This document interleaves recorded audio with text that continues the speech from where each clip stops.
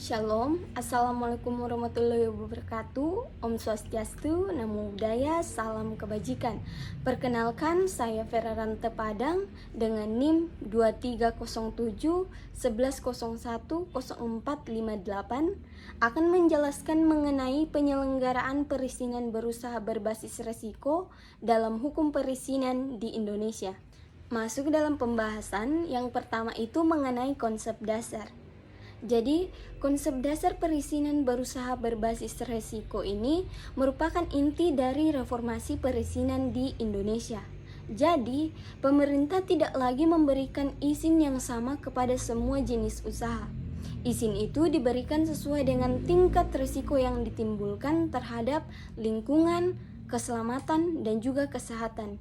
Dan prinsip ini dikenal dengan istilah Risk-Based Approach atau RBA. Pada sistem yang lama atau yang terdahulu, semua jenis usaha itu memerlukan izin yang rumit tanpa memandang besar kecilnya dampak. Dan untuk yang sekarang, legalitas usaha itu disesuaikan dengan tingkat risiko yang ditimbulkan dan memiliki prinsip utama yaitu trust but verify, yaitu pemerintah memberikan kepercayaan kepada semua jenis pelaku usaha untuk memulai bisnisnya lebih cepat, tetapi pengawasannya di lapangan tetap ketat. Masuk dalam pembahasan yang kedua, yaitu penyelenggaraan perizinan berusaha. Jadi, penyelenggaraannya itu melalui sistem elektronik terorganisasi, yaitu OSS atau Online Single Submissions, yang berfungsi sebagai sarana utama dalam proses perizinan usaha, mulai dari pendaftaran hingga penerbitan izin. Dan dalam sistem ini, pelaku usaha cukup menginput data, kemudian sistem akan otomatis menentukan tingkat risiko serta jenis usaha yang diperlukan. Selanjutnya, tujuan dari perizinan berusaha berbasis risiko. Adapun tujuannya, yang pertama, meningkatkan kemudahan berusaha atau easy of doing business. Yang kedua, mendorong pertumbuhan investasi. Yang ketiga, memberikan kepastian hukum kepada pelaku usaha. Yang keempat, melindungi masyarakat dan juga lingkungan dari dampak negatif usaha. Dan yang terakhir, meningkatkan efektivitas dan juga efisiensi pengawasan oleh pemerintah. Pembahasan selanjutnya yaitu dasar hukum.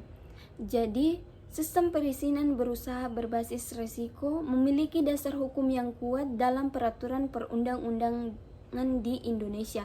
Di antaranya, Undang-Undang Nomor 11 Tahun 2020 tentang Cipta Kerja yang menjadi dasar reformasi sistem perizinan dan juga penyederhanaan birokrasi.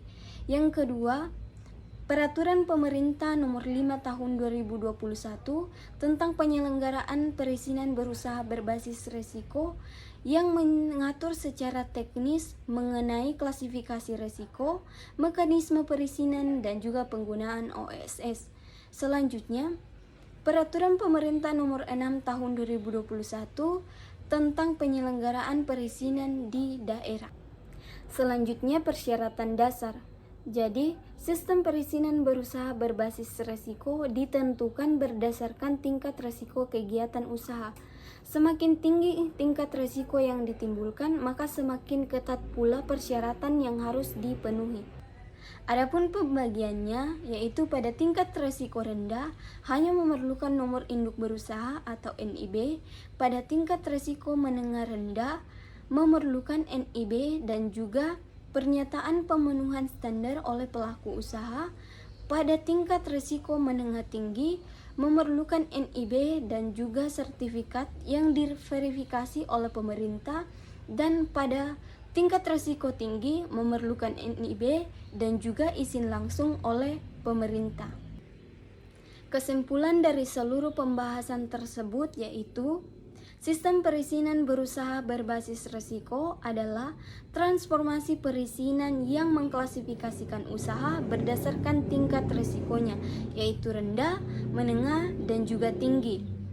Tujuan dari sistem ini adalah memudahkan investasi melalui integrasi teknologi atau OSS dengan tetap menjaga standar keamanan dan juga lingkungan.